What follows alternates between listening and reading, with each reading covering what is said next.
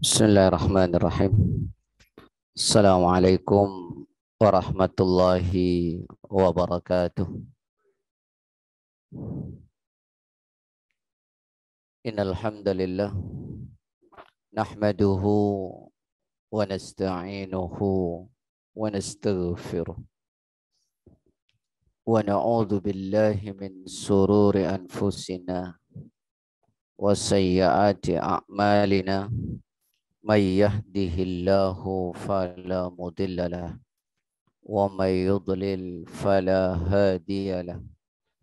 Asyhadu an la ilaha illallah wahdahu la syarika lah wa asyhadu anna Muhammadan abduhu wa rasuluhu la nabiyya ba'dah. Qala Allah Ta'ala fi kitabihil karim, a'udzu billahi minasy syaithanir rajim. I'lamu annamal hayatud dunya la'ibu wa lahu wa zinatu wa tafakhurun bainakum وتكاثر في الأموال والأولاد كمثل غيث أعجب الكفار نباته ثم يهيج فتراه مصفرا ثم يكون خطاما وفي الآخرة عذاب شديد ومغفرة من الله ورضوان وما الحياة الدنيا إلا متاع الغرور. الحمد لله.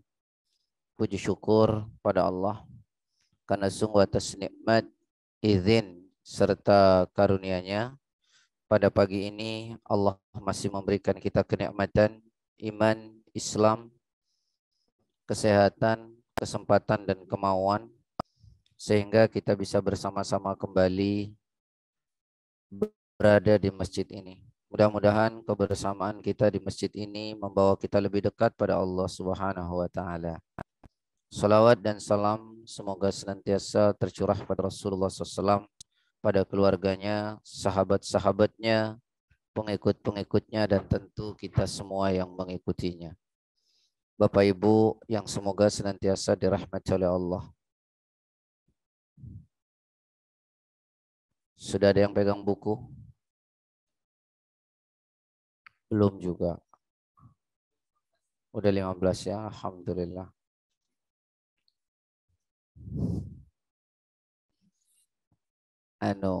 Apa namanya?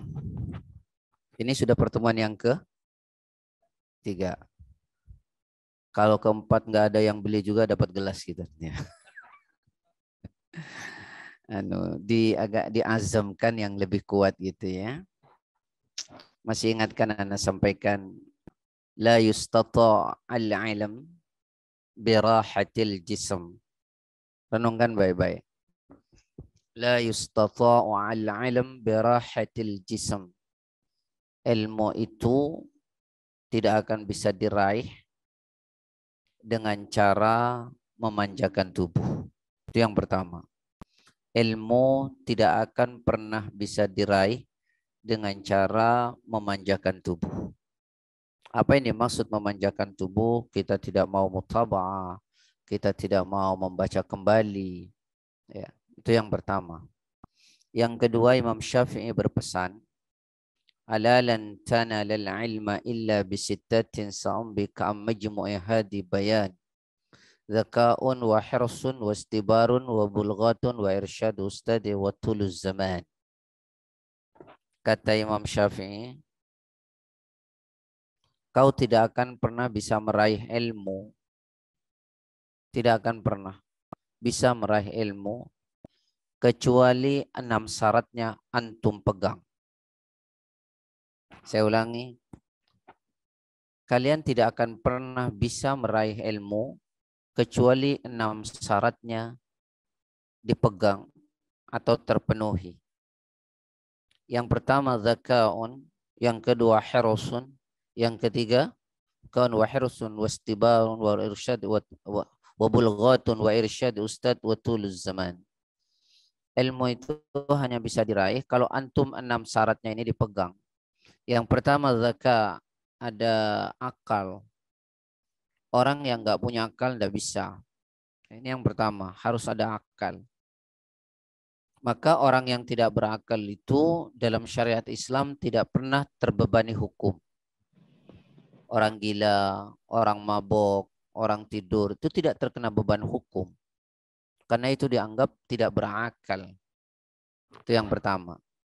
Yang kedua, hirsun. Apa hirsun itu? Ada kesungguhan. Kalau mau belajar itu ada kesungguhan. Jadi tidak hanya sekedar mengisi waktu gitu ya.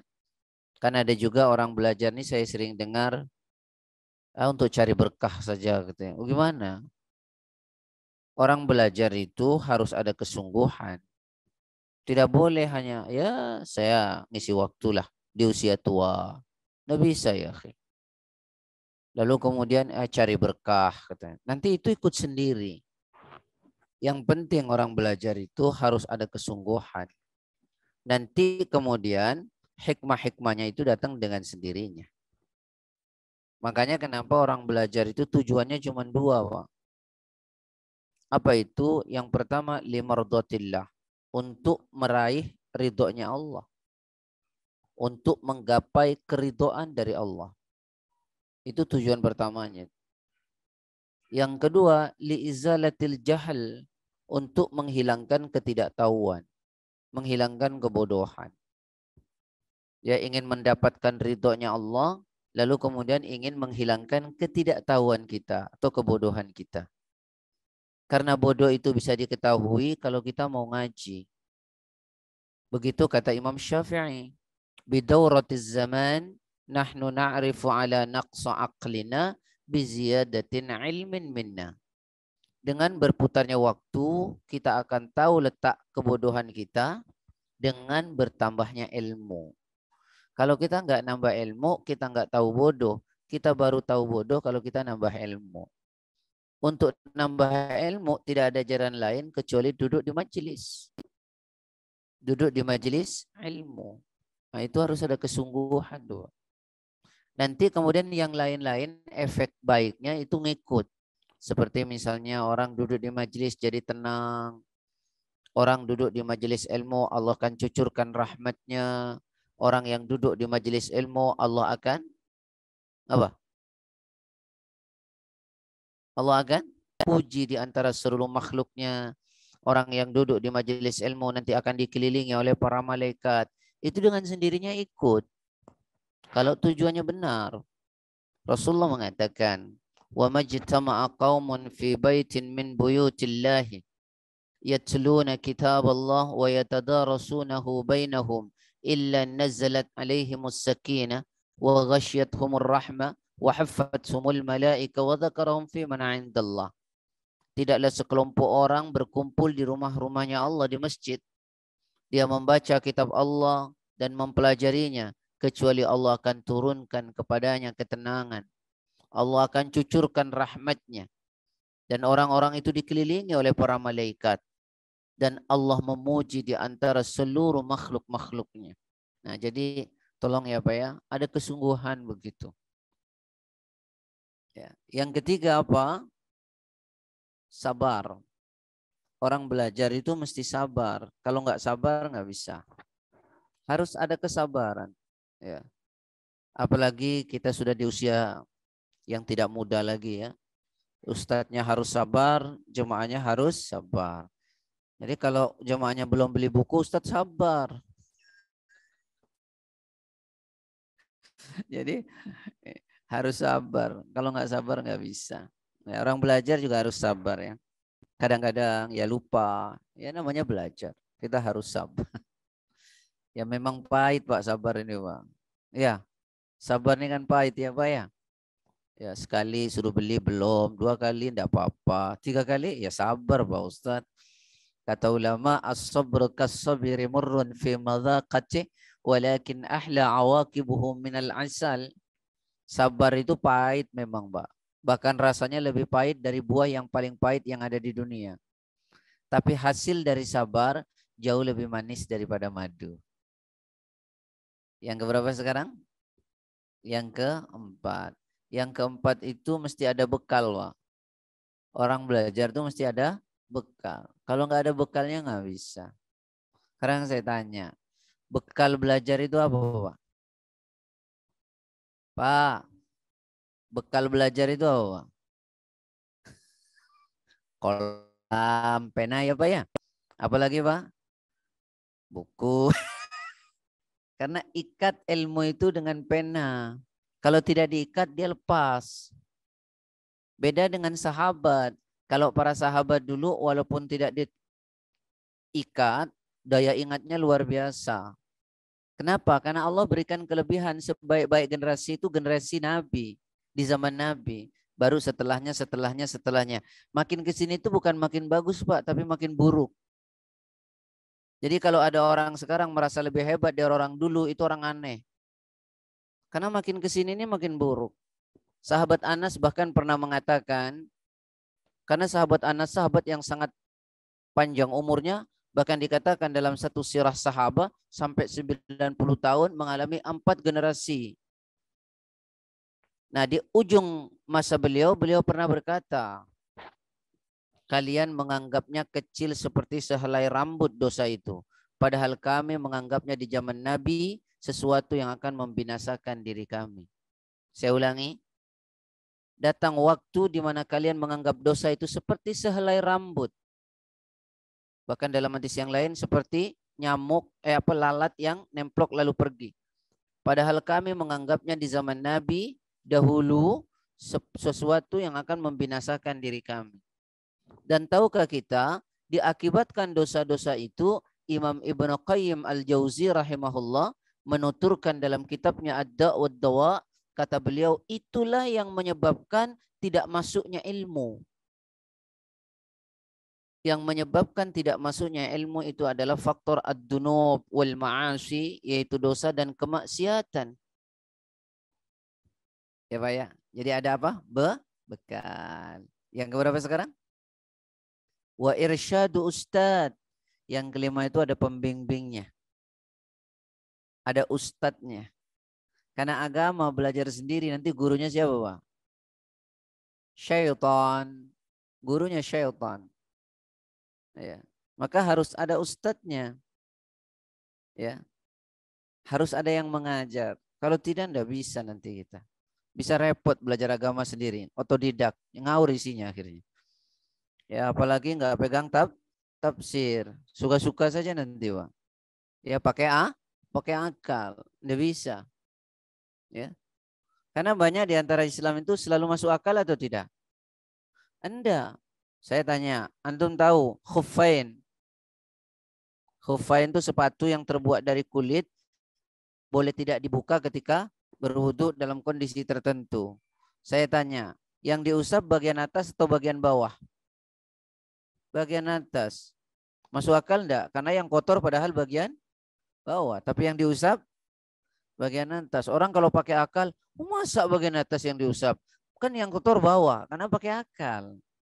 Coba kalau mengikuti hadis. Nah, makanya kenapa agama itu enggak boleh lepas dari dalil. Tapi orang sekarang bilang dikit-dikit dalil, dikit-dikit dalil. Ya memang harus pakai dalil. Kalau pakai akal ngapain ada Quran dan Sunnah?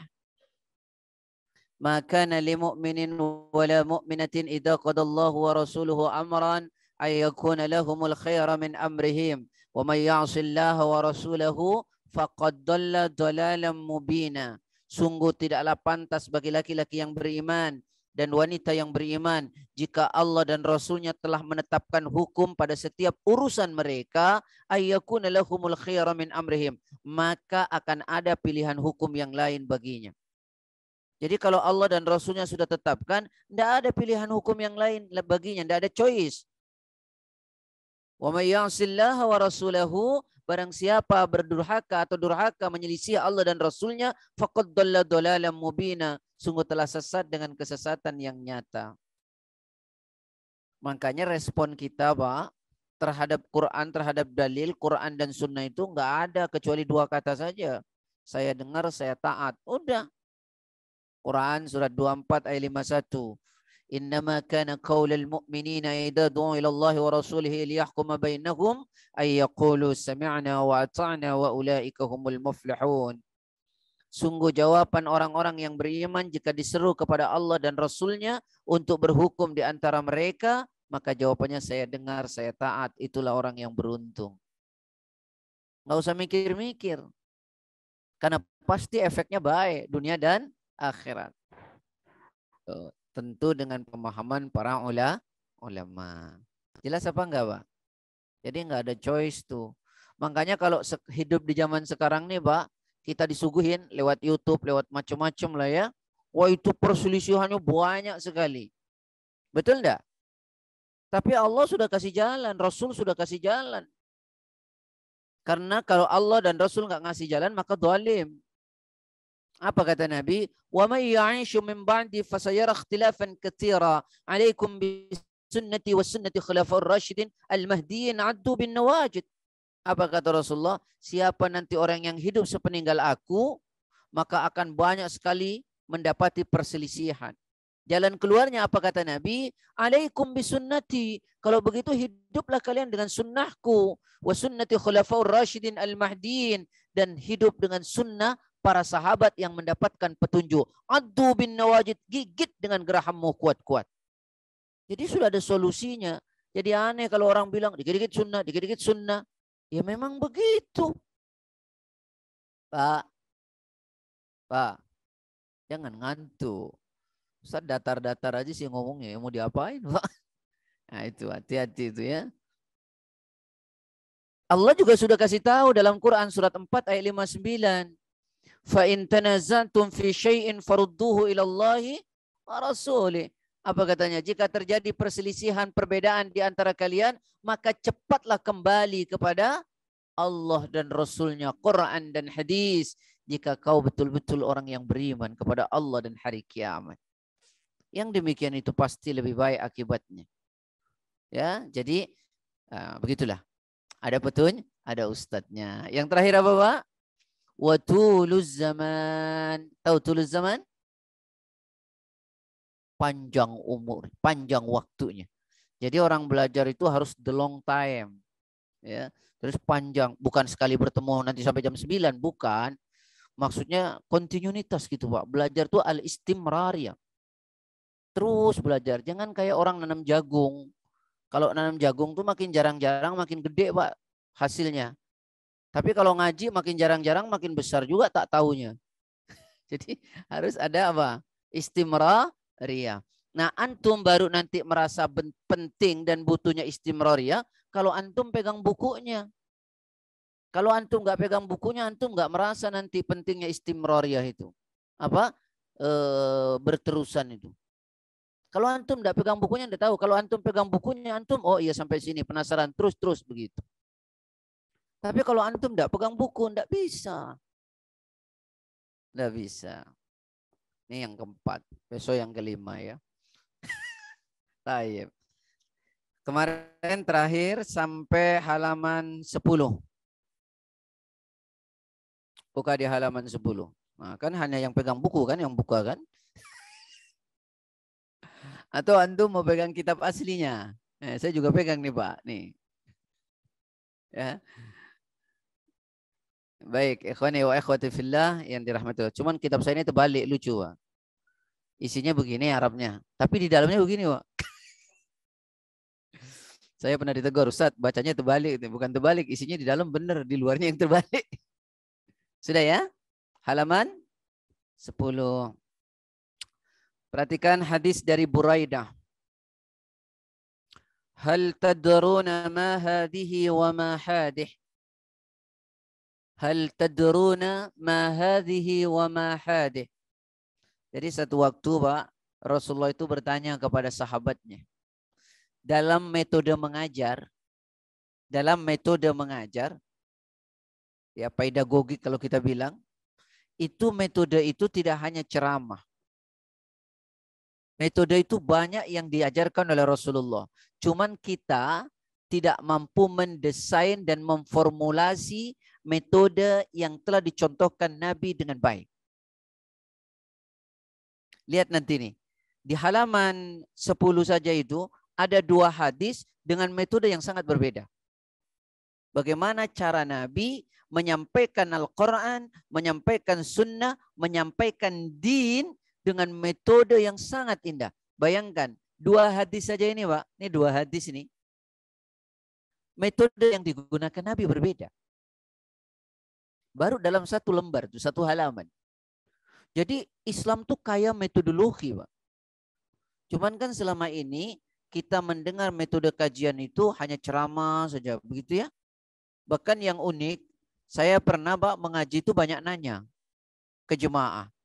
Lalu dibilang saya bertentangan dengan cara Nabi gitu. Jangankan Nabi, malaikat Jibril aja ngajarin Nabi dengan bentuk dialog. Coba lihat kitab yang ditulis oleh Imam Nawawi Ad-Dimsyiki. Namanya kitab kecil sekali, Hadis Arba'in. Satu waktu, nih hadisnya dari sahabat Umar bin Khattab. Satu waktu malaikat Jibril datang kepada Rasul. Dengan pakaian yang sangat putih, rambutnya hitam, bagus sekali. Tampangnya ini sangat indah. Baunya wangi. Tiba-tiba ini malaikat duduk di depan Nabi yang tangannya ke paha Nabi. Tapi orang-orang tidak ada yang kenal waktu itu. Tetapi walaupun kan orang biasanya kalau tidak kenal tuh mesti orang jauh kan. Karena dulu orang pasti kenal. Karena semua berkumpul di masjid. Ya gitu kan. Sampai orang munafik pun berkumpul di masjid, Pak. Jadi orang tahu siapa ini, siapa itu, tahu semua. Nah satu waktu datang orang berambut hitam, hitam sekali, bajunya putih, baunya wangi. Duduk, tapi nggak ada orang yang kenal. Nah mestinya orang ini kalau nggak kenal orang jauh. Tetapi tidak nampak pada orang ini bekas perjalanan jauh. Kan kalau orang perjalanan jauh kan kumel ya Pak ya. Ya, nggak usah lah orang perjalanan jauh. Saya perjalanan dekat aja kumel, Bang. Perjalanan jauh nggak nampak. Ternyata itu siapa? Malaikat Jibril. Ngapain malaikat Jibril datang? Kok menampakkan diri? Karena ingin mengajarkan kepada umat Nabi Muhammad melalui dialektika. Apa yang ditanya oleh malaikat Jibril? Muhammad, akhbirni anil iman, akhbirni anil Islam, akhbirni anil ihsan, dan tentang kiamat. 4. Malaikat Jibril datang ke Nabi untuk mengajarkan 4 hal kepada siapa? Kepada Nabi? Bukan. Tapi kepada umat. Malaikat Jibril yang tanya, Pak. Malaikat Jibril tanya apa malaikat Jibril nggak ngerti? Ngerti. Nah ini juga nih, kalau ada orang tanya, dia sudah paham, tetapi untuk memberikan penjelasan kepada yang datang, itu boleh dalam Islam, tidak apa-apa. Saya ulangi ya, ada orang tanya kepada Ustadz, yang nanya ini sebenarnya ngerti, tapi karena melihat banyak teman-teman yang nggak ngerti, dia tanyakan agar Ustadz memberi penjelasan. Sebab kalau dia yang ngasih penjelasan, orang nggak percaya. Itu boleh. Yang penting tidak ngetes. Nah kalau ngetes nggak boleh. Yang nggak boleh itu Pak, kajian ngobrol, baru nggak boleh. Kita lagi kajian nih ngobrol, itu baru nggak boleh itu. Kalau nanya boleh. Antum tahu dulu di zaman Nabi, di zaman para ulama, salafus saleh, kalau ada ulama ngajar, kemudian ada yang ngobrol, ulama itu keluar, ambil sendalnya pulang. Kalau sekarang ngambek Ustaz katanya. Tapi ini Nah kadang-kadang yang kita nggak ngerti ini adab. Antum tahu nggak ada hadis sahih? Ya, Anda bacakan hadis umum. Nanti kalau punya kitab Riyadhus Shalihin di nomor 631. Sanadnya dari sahabat Jabir radhiyallahu anhu qala Rasulullah sallallahu alaihi wasallam inna min ahabbikum ilayya wa aqrabikum minni majlisan yawmal qiyamati ahasinukum akhlaqa wa in abghadakum ilayya wa ab'adakum minni majlisan yawmal qiyamati الثرثرون والمتشدقون والمتفيهقون قالوا ولقد علمنا الثرثرون والمتشدقون فما المتفيهقون قال المتكبرون Rawahu Bukhari. Hadisnya sahih. Apa kata Nabi? Inna min ahabbikum, ini menggunakan isim tafdil. Sungguh orang yang paling aku cintai, kata Nabi. Orang yang paling disenangi Nabi. Wa aqrabikum minni majlisan yaumal qiyamah. Dan orang yang paling dekat nanti tempat duduknya denganku di hari kiamat. Dicintai Nabi, dekat dengan Nabi di hari kiamat. Semua kita pengen, Pak. Kenapa pengen dekat dengan Nabi di hari kiamat? Agar dapat syafaat. Karena nggak mungkin Nabi diazab, ya kan? Dekat dengan Nabi, aman kita. Jangankan di akhirat, di dunia aja kita pengen dekat-dekat sama orang yang punya jabatan. Biar lancar-lancar aja kan? Nah, itu. Lalu apa yang terjadi kata Nabi? Siapa itu orang yang paling dekat dengan Nabi? Dan orang yang paling dicintai Nabi? Kata Nabi, ahasinukum akhlaqo. Adalah di antara kalian yang etikanya paling benar, paling baik. Di antara kalian yang etikanya paling baik. Akhlaknya paling baik. Moralnya paling bagus. Integritasnya paling bagus. Itulah orang yang paling dicintai Nabi dan paling dekat dengan Nabi. Antum perhatikan nih. Akhi, ibadah antum yang luar biasa itu menjadi tidak mengantarkan antum ke dalam surganya Allah karena salah interaksi. Paham enggak maksudnya? Saya ulangi ya.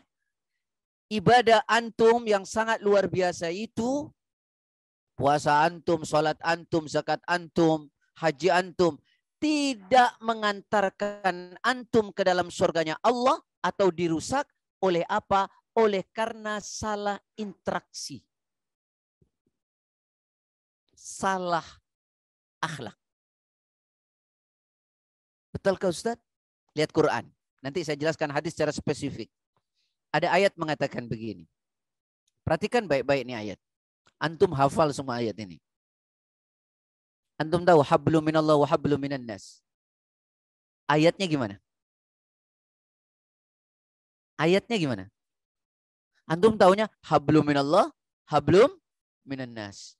Hubungan dengan Allah, hubungan dengan manusia. Padahal ayat awalnya, antum akan ditimpa kehinaan. Duribat alaihimudzillah. Aynama sukifu illa bihablim minallah wa hablim minan nas. Engkau akan ditimpa kehinaan dimanapun engkau berada. Kecuali yang tidak hina, orang yang menjaga hubungannya dengan Allah dan orang yang menjaga hubungan dengan manusia. Artinya Islam itu Pak, garis vertikalnya dijaga dengan benar melalui ibadah ritualistik, lalu kemudian menjaga hubungan sosialnya dengan benar. Orang yang ibadahnya bagus, tapi hubungan sosialnya tidak dibangun, rusak itu orang, hina. Orang yang menjaga hubungan sosialnya dengan bagus, dengan melepaskan hubungan ritualnya, juga hina. Maka kedua-duanya harus dibangun. Saya kasih contoh. Orang ada yang membangun hubungan ritualnya, ibadahnya bagus. Tapi ibadah itu tidak mengantarkan ke surga oleh karena salah dalam interaksi sosial. Hadisnya masyhur. Antum perhatikan hadis ini. Antum agak kaget barangkali. Ja'a rajulun ila Nabi Muhammad SAW. Datang nih Pak, seorang laki-laki kepada Nabi. Orang laki-laki kepada Nabi. Apa dia bilang? Fulanatun tudhkaru min kathrati salatiha wa siyamiha wa sadaqatiha walakinnaha tuaddi jiranaha bilisaniha faqala hiya finnar. Inna fulanatan tudhkar min qillati salatiha wa siyamiha wa sadaqatiha walakinnaha la tuaddi jiranaha bilisaniha faqala hiya fil jannah. Coba antum renungkan baik-baik ini. Ada seorang laki-laki datang kepada Nabi. Laki-laki ini bercerita, ya Rasulullah, fulanatun itu untuk perempuan. Ada fulanah, ada seorang wanita ya Rasulullah, tudhkar. Tudhkar itu disebut-sebut, diingat, masyhur, terkenal sekali wanita ini. Min kathrati salatiha. Salatnya itu rajin, banyak sekali. Min kathrah. Kathratin itu banyak. Banyak salatnya. Rajin salat. Bukan cuma wajib, sunnah dia kerjain semua. Wasiyamiha. Puasanya juga rajin. Bukan cuma Senin Kemis. Bukan cuma Ramadan, Senin Kemis. Apalagi? Ayyamul Bid. Apalagi? Arafah. Apalagi? Asyura. Apalagi? Bahkan Daud. Wasadaqatiha. Sedekahnya juga rajin ya Rasulullah. Hampir tidak ada pembangunan Islam di mana dia nggak ambil andil. Tapi kata orang ini, walakinnaha Tetapi tu wanita ya Rasulullah, tuaddi jiranaha bilisaniha. Dia suka nyakitin tetangganya dengan mulutnya. Apa kata Nabi? Qala, Nabi mengatakan, hiya finnar, tempat orang itu neraka. Bayangkan, ibadahnya tidak mengantarkan dia ke surga karena diputus oleh salah interaksi sosial. Hati-hati itu. Hati-hati. Saya jangan suka nyakitin orang. Ya Pak ya? Pak, jelas nggak Pak? Tuh. Lalu laki-laki ini bilang lagi, inna fulanatan, sesungguhnya ada seorang wanita ya Rasulullah, tudhkar, dia dikenal, min qillati salatiha, salatnya minimalis. Apa minimalis? Wajib-wajib aja, sunnahnya kadang-kadang. Tapi nggak rutin betul. Wasiyamiha, puasanya hanya yang wajib saja. Ramadan, kadang-kadang Senin Kamis. Wasadaqatiha, sedekahnya yang wajib saja ya Rasulullah, hanya zakat. Kadang-kadang hadiah, kadang-kadang infak, kadang-kadang.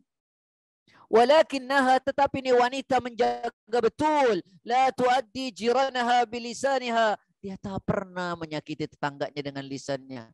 Dia jaga betul hubungan interaksi sosial itu. Apa kata Nabi? Hiya fil jannah. Tempat orang itu surga. Tuh, ritual kita tidak mengantarkan ke surganya Allah diakibatkan salah interaksi sosial. Mungkin antum pernah tahu, Nabi pernah tanya sahabat, atadruna mal muflis? Kata Nabi, tahu nggak kalian apa itu muflis? Tahu muflis Pak? Bangkrut. Nabi tanya kepada sahabat, sahabat bilang apa? Orang yang tak punya harta, tak punya begini, tak punya begini. Nabi bilang, dah. Bangkrut itu orang yang datang nanti kepada Allah dengan pahala sholat yang banyak, pahala puasa banyak, pahala zakat, pahala haji yang banyak. Tapi bersama itu, dia suka nyakiti orang. Salah interaksi sosial. Maka dia akan bangkrut karena kebaikan dia disedekahkan kepada orang yang dia sakiti itu. Bayangkan itu. Karena apa? Salah interaksi. Jadi jangan sepelekan nih adab. Pak. Jangan disepelekan. Nah, di hadis itu kemudian ada terusannya. Hadis yang pertama tadi balik. Apa kata Nabi lagi? Inna abghadakum ilayya. Sesungguhnya orang yang paling aku benci, kata Nabi.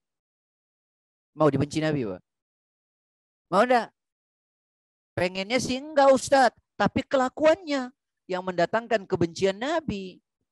Betul ada seorang ulama besar asal kota Basrah ya, yang mengatakan kalian ini tidak pengen begini, tapi kelakuan kalian begini. Kalian tidak pengen begitu, tapi kelakuan kalian begitu. Nah ini aneh. Ada kata indah Pak, dari seorang tabi'in bernama Mu'adz rahimahullah. Saya pernah bacakan hadis ini, kaul ini. Bunyinya begini. Tarjun najah walam tasluk masalikaha. Inna safinata la tajri 'alal yabas. Tarjun najah, kalian semua berharap menjadi orang yang selamat. Walam tasluk masalikaha, tapi jalan keselamatannya enggak ditempuh. Inna safinata la tajri 'alal yabas. Sungguh sampan tak mungkin berlayar di daratan. Paham enggak maksudnya? Kalian ingin selamat, tapi jalan keselamatannya enggak ditempuh. Sungguh sampan itu tak mungkin berlayar di daratan. Nggak mungkin. Sama tidak mungkinnya kalian selamat kalau jalannya enggak ditempuh. Maka tempuhlah. Contohnya, pengen kita dapat ilmu, maka buku. Beli buku. Ini ya, kawan. Saya enggak tahu ya, akhi. Ana pernah ceritakan sama antum, Imam Syafi'i saja mau belajar kitab Muwatta, hafal dulu tuh kitab, baru belajar sama Imam Malik. Kita jangankan hafal, jangankan baca, punya aja belum. Nah, ikhwani wa ikhwati fillah yang dirahmati oleh Allah Subhanahu wa taala. Nah, kata Nabi, siapa orang yang paling dibenci Nabi dan orang yang paling jauh tempat duduknya dengan Nabi? Satu, perhatiin baik-baik nih. Ats-tsartsarun, orang yang paling banyak ngomong. Yang kedua, orang yang paling banyak ngobrol. Yang ketiga, orang yang bermulut besar. Tanya sahabat, apa itu ya Rasulullah? Orang bermulut besar, orang yang sombong. Banyak ngomong, banyak ngobrol. Kenapa? Kata sahabat Umar, perhati nih. Kata sahabat Umar, bukan kata saya. Man kasura kalamuh, siapa orang banyak ngomong, banyak ngobrol, kasura saqatuh, maka pasti banyak tergelincirnya. Waman kasura saqatuhu, siapa banyak tergelincirnya karena ngomong tadi dan ngobrol, kasurat dunubuh, maka pasti banyak dosanya. Waman kasurat dunubuhu, siapa banyak dosanya, fannaru aula bih, maka neraka lah yang pantas baginya. Hadisnya sahih. Hadisnya sahih. Ini kaul sahabat Umar ibnul Khattab radhiyallahu an. Bahkan ada kaul yang lain. Perhatikan. La yastaqimu imanu abdin. Tidak akan pernah lurus iman seorang hamba. La yastaqimu imanu abdin. Tidak akan pernah lurus iman seorang hamba. Hatta yastaqima qalbuh. Sampai hatinya lurus. Wala yastaqimu qalbuhu, dan hatinya tidak akan pernah lurus hatta yastaqima lisanuh, sampai lisannya lurus. Tak lurus iman seseorang sampai hatinya lurus, dan tak lurus hati seseorang sampai lisannya lurus. Nah, berarti hati-hati kan? Makanya konsep Islam itu indah enggak? Sederhana, indah. Apa katanya? Man kana yu'minu billahi wal yaumil akhir falyakul khairan aw liyasmut. Hadis Arba'in nomor 15. Siapa orang beriman kepada Allah dan hari akhir, berkata yang baik, atau kalau enggak diam. Tuh konsepnya indah betul loh. Ngomong aja yang baik, kalau enggak diam. Ngomong yang baik, kalau enggak diam. Itu konsep yang sangat luar biasa dalam Islam.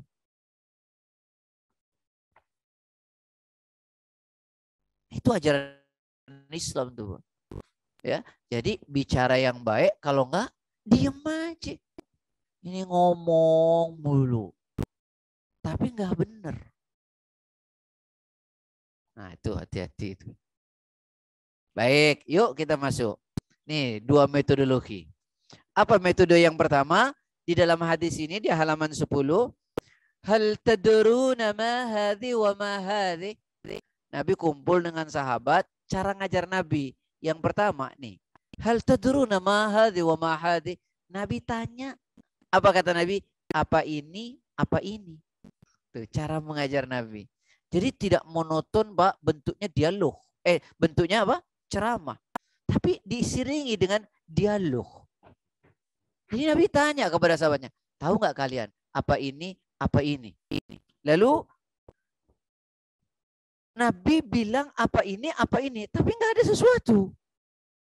Kan orang jadi bengong, betul atau tidak, Pak? Nah, disitulah Nabi itu hebat sekali agar orang itu tertuju kepada Nabi. Hebat sekali, Pak. Karena bisa jadi kan orang itu ya kayak gini aja, Pak. Saya ngajar yang ngantuk, terus ada yang diem, ada yang bengong gitu kan. Nah, Nabi itu Masya Allah canggih betul, Pak, agar orang tertuju kepada Nabi. Dan sahabat kan banyak. Lalu Nabi tiba-tiba berkata, hal tadruna ma hadhi wa ma hadhi. Kata Nabi, tahu nggak kalian apa ini, apa ini? Sahabat bengong, apa itu yang disampaikan Nabi? Nabi tanya, tapi pertanyaannya bingungkan kami. Akhirnya Nabi jadi perhatian kan? Tiba-tiba Nabi waroma bihasatain. Nabi tiba-tiba ambil kerikil 2, dilempar. Dilempar tuh kerikil oleh Nabi. Nah, itu yang ditanyakan Nabi. Tapi tanya dulu, kerikilnya baru dilempar. Hebatnya, subhanallah ya. Hebat, luar biasa ya metode itu. Nabi tanya dulu, baru lempar kerikilnya. Jadi sebelum lempar, orang tuh sudah tertuju ke kerikilnya. Coba kalau dilempar dulu tuh kerikil, bingung orang. Jadi kata Nabi, tahu nggak apa ini, apa ini? Sahabat bilang apa? Qalu, semua sahabat berkata, Allah wa rasuluhu a'lam. Allah dan Rasulnya yang lebih tahu. Allah dan Rasulnya yang lebih tahu. Jadi nggak sok tahu tuh sahabat, Pak. Beda sama kita. Kita kan sok tahu tuh. Walaupun nggak tahu, ya ngomong aja yang penting gitu kan. Allah wa rasuluhu. Allah dan Rasulnya yang tahu. Lalu kemudian Nabi mengatakan. Apa kata Nabi? Qala. Nabi kasih tahu. Kan orang penasaran kalau sudah begitu, Pak. Nah, itu kan indah betul metode. Lalu kemudian Nabi beritahu kepada sahabat, kata Nabi, hadzaka al-amal wa hadzaka al-ajal. Kata Nabi, nih. Kerikil-kerikil nih, tuh yang jauh tuh, yang sono tuh, itu buat kalian adalah angan-angan hidup kalian. Terus yang dekat nih kerikilnya nih, kata Nabi, itu kematian kalian. Angan-angannya jauh, matinya dekat. Makanya angan-angan nggak boleh panjang. Tahu contoh angan-angan? Saya kasih tahu. Contoh angan-angan tuh begini, Pak. Orang melakukan dosa. Dosa. Terus dia bilang, kan Allah Maha Pengampun. Allah Maha Penyayang. Saya nanti mau minta ampun, saya nanti mau tobat kepada Allah. Jadi dia berencana, Pak, berbuat dosa sekarang, nanti mau tobat. Itu orang panjang angan-angan. Kenapa? Karena seolah-olah dia yakin bahwa dia akan mati setelah bertaubat. Padahal belum tentu. Bagaimana kalau dia mati dalam keadaan berbuat dosa? Itu namanya tulul amal loh.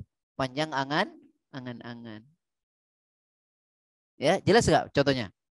Lalu yang dekat nih kerikilnya kata Nabi, wahadzaka al-ajal. Ini adalah ajalmu, kematianmu. Makanya Imam Az-Zarzuri mengatakan begitu dekatnya kematian dengan manusia hampir tidak punya jarak. Saking dekatnya. Saking dekatnya mati itu dengan kita hampir tak ada jaraknya. Hampir tidak ada jarak. Dekat sekali kematian itu dengan kita. Nah, ini Nabi menjelaskan soal angan-angan dan soal kematian dengan hanya melempar kerikil. Itu kan metodenya luar biasa, Pak. Dan bentuknya tanya jawab. Jadi kalau ada ustadz ngajar, kadang-kadang tanya kepada jemaah, itu tidak menyalahi sunnah. Itu benar. Jelas ya? Baik. Coba lihat hadis selanjutnya di bawahnya. Ini juga metode yang sangat indah dan lebih indah lagi menurut saya. Bayangkan Nabi hanya membuat oretan yang dalam oretan itu bicara tentang segala aspek mulai dari mati, hidup, mati lagi. Luar biasa. Yuk, coba buka hadisnya. Di halaman 10 sampai ke 11 itu. Nah, yang tidak pegang kitab bayangin aja lah. Ya, apa kata Nabi? Hadis ini dari Ibnu Mas'ud, diriwayatkan oleh Imam Bukhari, ya, dan Imam Tirmidzi, Imam Nasai, dan Imam Ibnu Majah. Perhatikan baik-baik. Khattan Nabiyyu sallallahu alaihi wasallam khattan murabba'an.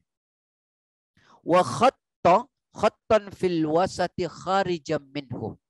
Wa khatta khutatan sigharan ya ila hadha alladhi fil wasat min janibihi alladhi fil wasat. وقال هذا الإنسان وهذا أجله محيطا به أو قد أحاط به وهذا الذي هو خارج أماله وهذه الخطط الصغار الأعراض فإن أخطوا هذا نهشه هذا وإن أخطوا هذا نهشه هذا. Ini Pak metodologi yang sangat indah, Pak. Begitu luar biasanya Nabi memberi penjelasan kepada sahabatnya dengan cara yang sangat simpel, tapi isinya luar biasa. Kalau saya, Pak, udah ngomong 1 jam gak ada isinya. Betul. Sama dengan kita doa kan. Coba kalau kita doa pakai doa kita panjang lebar, Pak, isinya gak ada. Tapi doa yang diajarkan Nabi pendek, isinya penuh. Kita nih doa, Pak, kadang-kadang ada orang doa itu 1/2 jam, Pak, dengan bahasa dia. Tapi isinya entah apa. Kenapa? Di malam yang sunyi ini, di saat kesendirian, ini orang berdoa atau baca puisi? Coba kalau doa diajarkan Nabi. Allahumma inna nas'alukal huda wat tuqa wal afafa wal ghina. 4 udah mencakup semuanya tuh. Allahumma ya Allah inna nas'alukal huda. Kami mohon petunjuk kepadamu ya Allah. Wat tuqa dan ketakwaan ya Allah. Wal afafa dan kemuliaan ya Allah. Wal ghina dan kecukupan ya Allah. 4 doa dunia akhirat masuk semua tuh. Apalagi satu doa. Rabbana atina fid dunya hasanah. Kita wah panjang lebar Pak. Orang mulai tangannya begini sampai turun. Ya, karena saking panjangnya, tapi tak ada isi. Nah, ini bedanya, Pak. Begitu Nabi ketika menyampaikan sesuatu simple penuh makna, sementara kita panjang lebar tak ada makna. Saya maksudnya. Ya.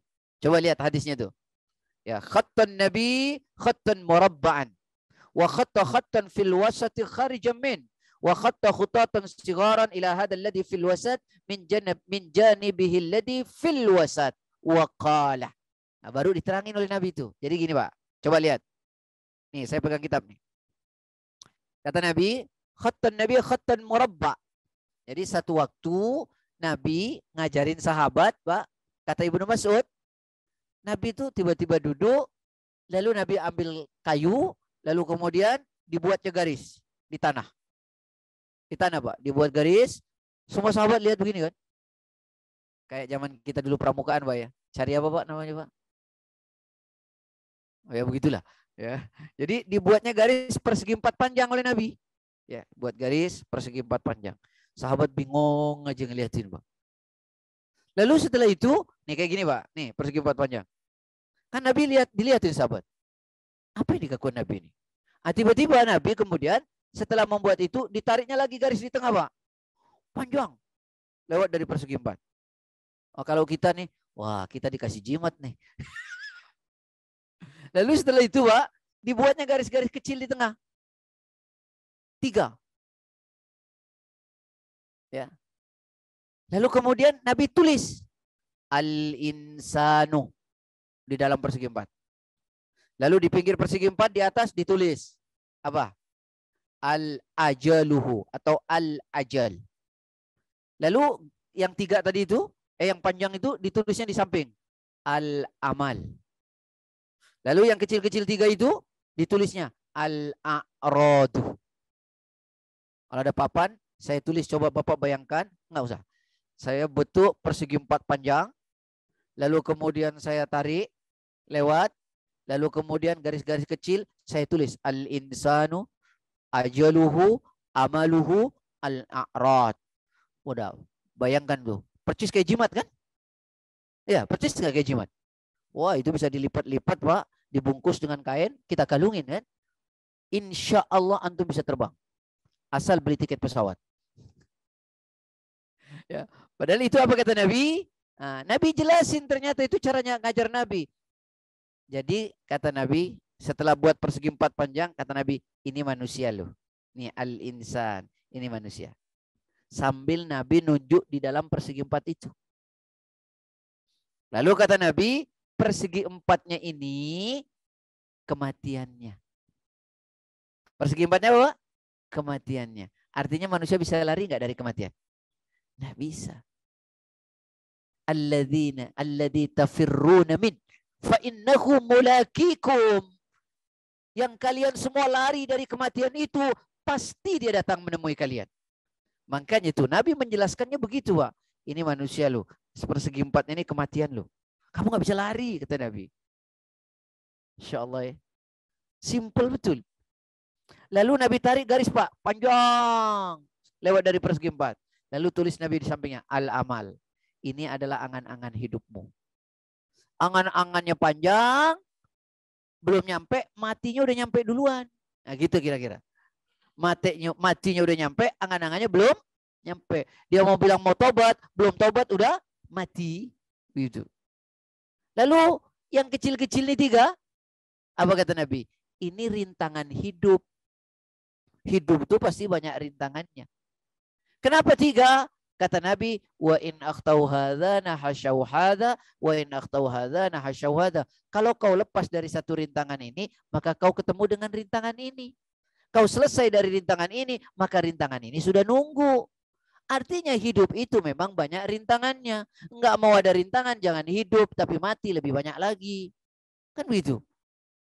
Hebatnya ya. Subhanallah, metode yang sangat indah. Salah. Salah. Salah. Nalisnya pun bukan dari kiri, Pak. Karena Nabi orang Arab, maka dari kanan dia.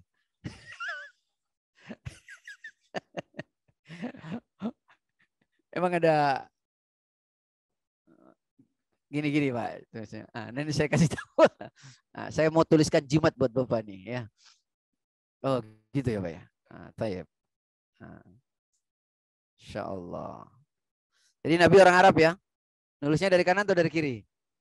Bang Andi lupa dari kiri tadi.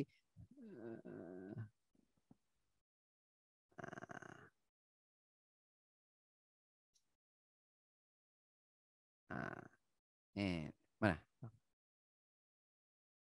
Dari kanan ya, Pak ya. Nih, lihat semua ke depan. Tuh.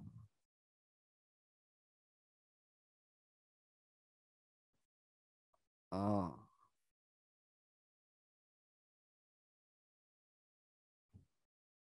Jelas? Jelas nggak? Nih, manusia. Kemudian persegi empatnya kematian. Garis yang panjang, angan-angan. Garis-garis kecilnya, rintangan hidup. Kebayang? Alhamdulillah. Wajazakallah khair. Kau Ustaz salahin tadi. Ini saya membuat garis ini berdasarkan keterangan kitab Bahjatun Nazirin. Dan dalam kitab Sarah Riyadhus Shalihin yang ditulis oleh Syekh Shalih Utsaimin rahimahullah. Bentuknya begini. Ya, jelas ya Pak ya? Tuh. Jadi persegi empatnya itu kematian, Pak. Manusianya ada di dalam. Kira-kira bisa lari apa enggak? Jadi kita ini semua nggak bisa lari dari kematian. Dan itu pasti datang, cuman kita nggak tahu kapan dia datang. Ya. Lalu kemudian yang panjang tadi itu angan-angan hidup. Dan yang kecil-kecil 3 itu rintangan hidup. Nah ini satu-satu harus dijelaskan. Tapi karena waktunya sudah jam 6, kurang 10, silakan yang mau tanya. Besok halaman 11. Insya Allah.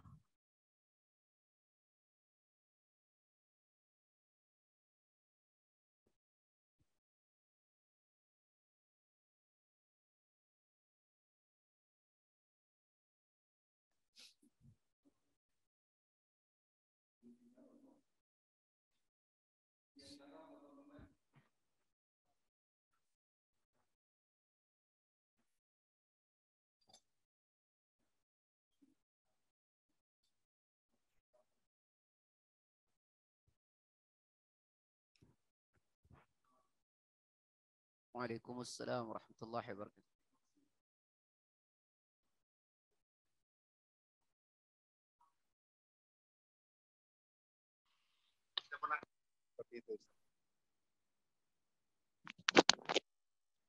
Saya enggak bisa jawab.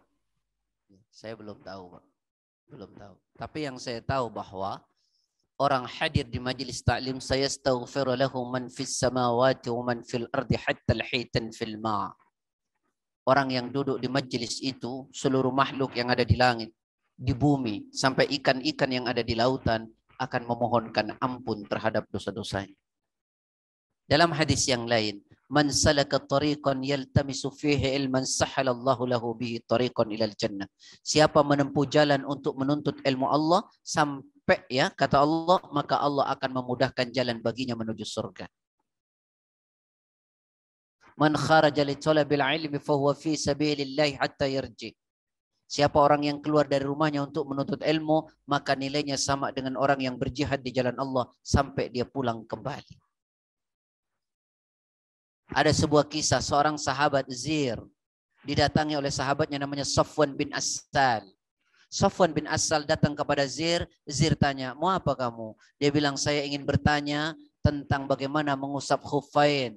Namanya, dia ingin menuntut ilmu. Apa kata sahabat Zir kepada sahabat Safwan? Innal malaikata tadau ajnihataha ridan bima yatlub. Sekarang ini malaikat sedang merentangkan sayapnya sebagai bentuk kecintaannya kepada orang yang menuntut ilmu.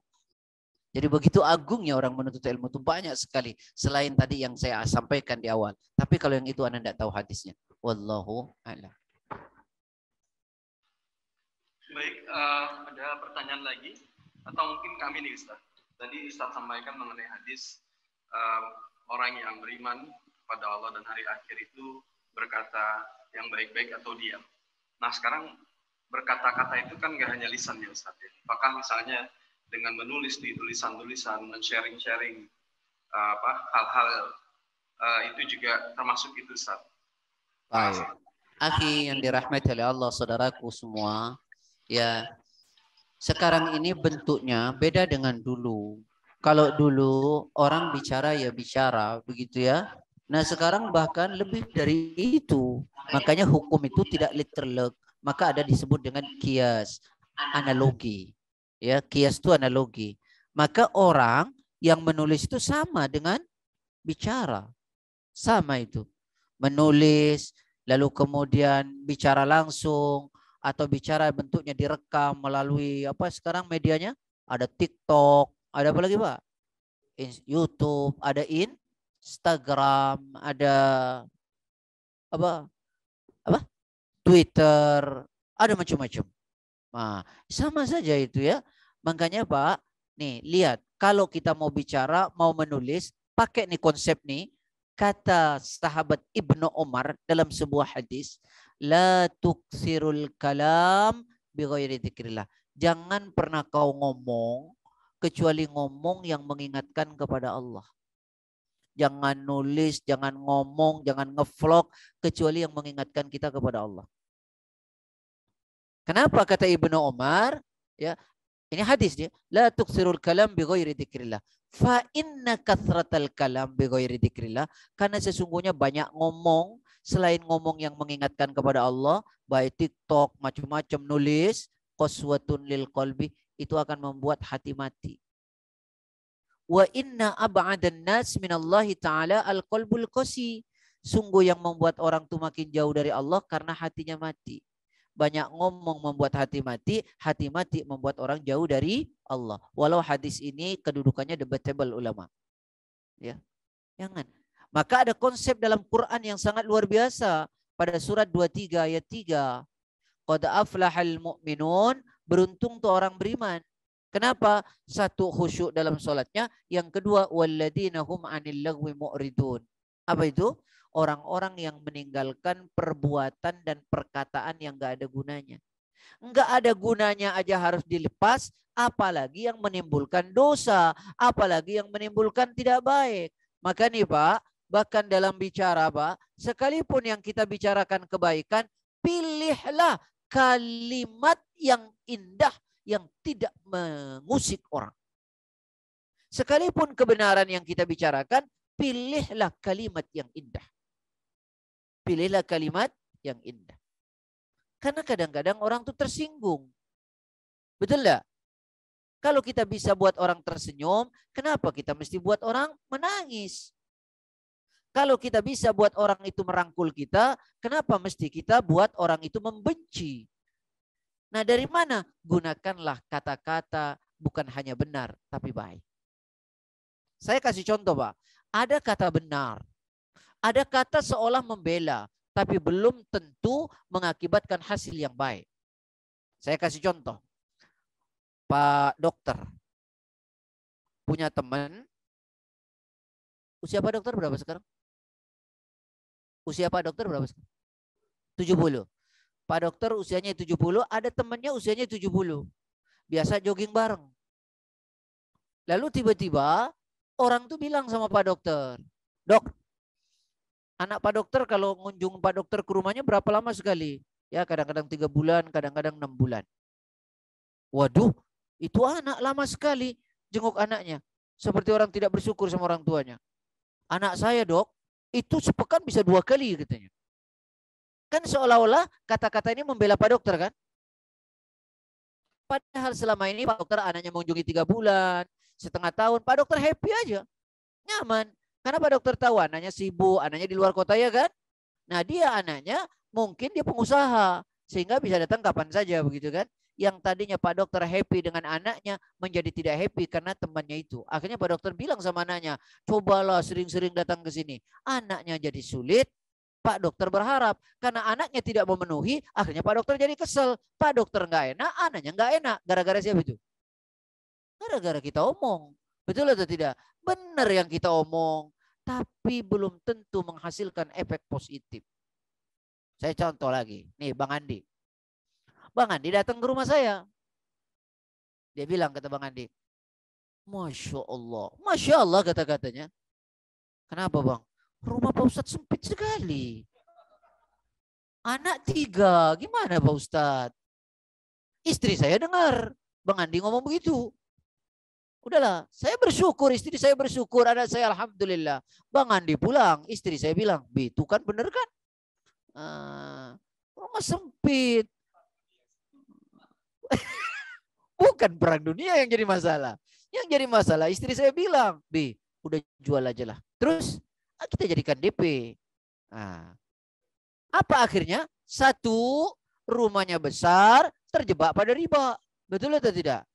Bukan cuma terjebak pada riba. Tadinya dengan tinggal di situ, uang sisa tiap bulan bisa jalan-jalan bareng-bareng sama istri. Ini tak lagi bisa jalan-jalan karena uangnya buat nyicil. Sudah riba buat nyicil, tak ada kebahagiaan. Gara-gara siapa itu? Gara-gara Bang Andi.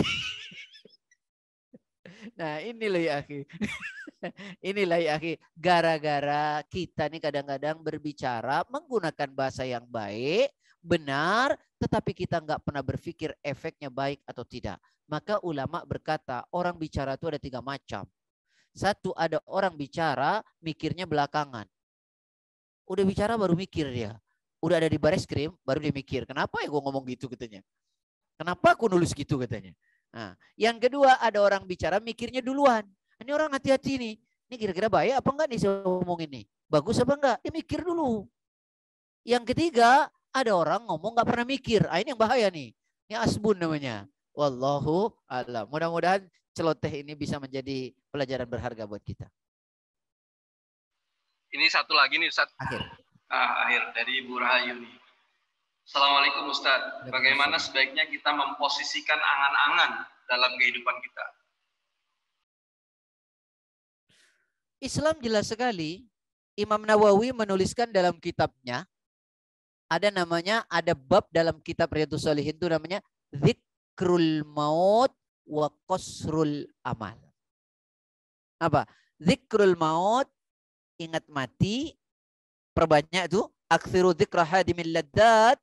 Perbanyak saat-saat mengingat terputusnya segala kenikmatan. Kitab ini pun asli judulnya adalah Dzikra Hadimil Laddat. Mengingat saat-saat terputus kenikmatan. Lalu wa qasrul amal. Posisinya sederhana, pendekkan angan-angan. Apa? Pendekkan angan-angan. Rumusnya sederhana. Kata sahabat Ibnu Umar, Rasul pernah bersabda, kana Rasulullah SAW akhada bimankibi wa yakul. Satu waktu Rasulullah memegang pundakku dan berpesan, kun fid dunya ka'annaka gharibun aw abirun sabil. Jadilah engkau hidup di dunia ini seperti orang asing atau seperti orang yang sedang menyeberang jalan. Ini bukan tempatmu, ini sesaat.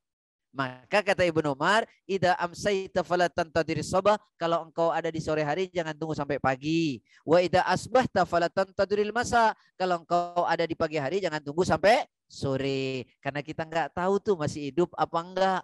Nah, angan-angan pendekin. Ya, karena kita nggak tahu tuh, cepat lakukan kebaikan, cepat taubat, jangan biarkan Anda berada dalam angan-angan saya mau berbuat baik nanti kalau sudah 40 tahun. Ternyata umur 39 tahun 362 hari mati kurang sehari. Nah, kan angan-angan tuh. Makanya kata Allah dalam Quran pada surat 31 ayat 34, wa ma tadri nafsun madza taksibu ghada wa ma tadri nafsun bi ayyi ardin tamut. Tak seorang pun yang tahu dengan pasti apa yang akan dikerjakannya besok. Kenapa masih berangan-angan? Dan tak ada seorang pun yang tahu dengan pasti di bumi mana dia akan ninggal. Jangan tunggu sampai kaya untuk sedekah. Bersedekahlah sekarang. Jangan tunggu sampai nanti kalau begini saya mau begini, kalau begini saya mau begini. Kenapa nggak dimulai dari sekarang saja? Nah, gitu. Jadi angan-angan tuh pendekin. Ya, wallahu a'lam. Baik, jazakallah khairan katsiran kepada guru kita Bapak Ustaz Wahid Rahman. Begitu juga kepada bapak-bapak ibu yang hadir di masjid dan yang ikut melalui kajian online. Kita tutup. Subhanakallahumma wa bihamdika asyhadu an la ilaha illa anta astaghfiruka wa atubu ilaik. Assalamualaikum warahmatullahi wabarakatuh. Waalaikumsalam.